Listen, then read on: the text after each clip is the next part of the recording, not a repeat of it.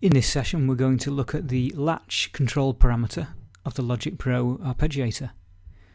So first of all you need to open a channel. Select Arpeggiator, Synth Basics, and select whichever one you want.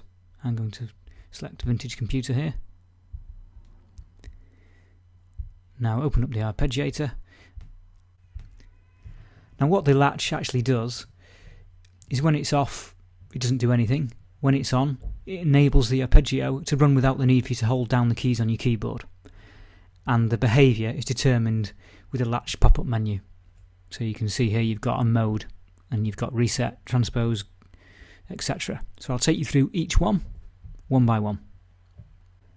With the reset mode, when you play the arpeggiator, the note is on. When you play another note, it forgets about the previous note. It resets it, does what it says. As an example, I'll go to my musical typing keyboard. If I press that one, if I turn latch on, I can now take my finger off and it carries on playing. But if I play another note, it forgets the previous one and resets.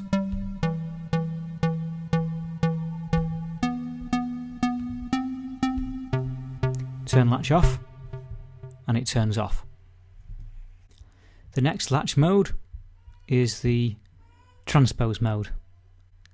And with this mode, if you play two notes, I'll play a C and a G. If I then play another note, for example I'll play the F, it will transpose it up to F.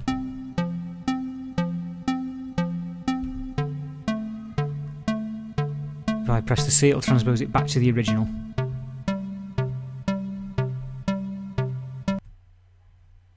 So for example, if I played F and C,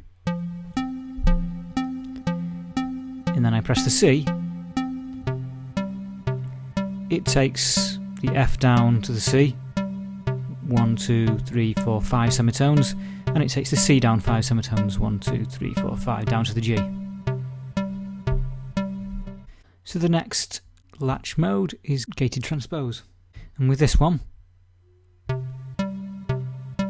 arpeggiator is on when you press the notes. When you release the notes, it stops. The next control parameter is add, and with this one, I press the C. If I press another note, it just adds it. So it'll add E. If I then go and press a G, if I then add a C,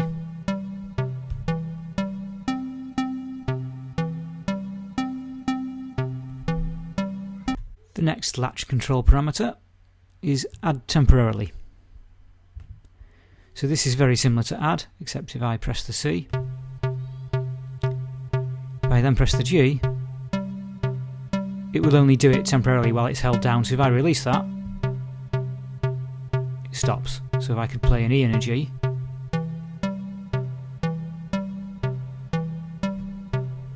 and then release them, and it just goes back to the arpeggiating the C. And the last latch mode is through. Now this allows you to play notes while the arpeggiator is running, and it won't arpeggiate the notes you play. The intention for this was probably to have some MIDI playing and then play live over the top. But actually, if there's no MIDI to play, the first note you press will be arpeggiated, and then the other notes will go straight through.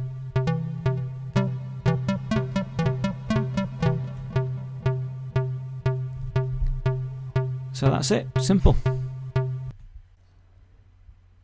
And so the next control parameter is delete last, and it does exactly what it says. It deletes the last note you played from the arpeggiation.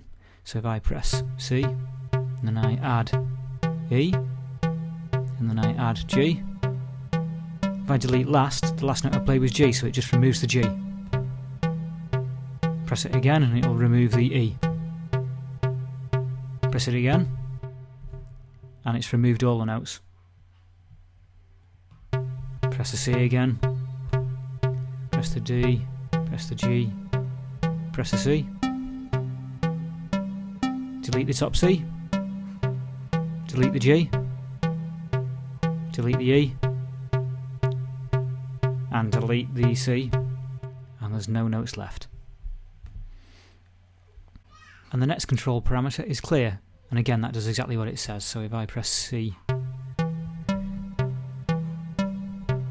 D and G, if I now press clear, it clears them all. The next control parameter is silent capture. And Logic Pro, in typical style, the control parameters are up here, and then there's one that's not so obvious at the bottom. So if you find the disclosure triangle here and click that, and then select silent capture, what happens now is I can type in C, E and G, and it doesn't actually play them, but when I turn silent capture off it will play them.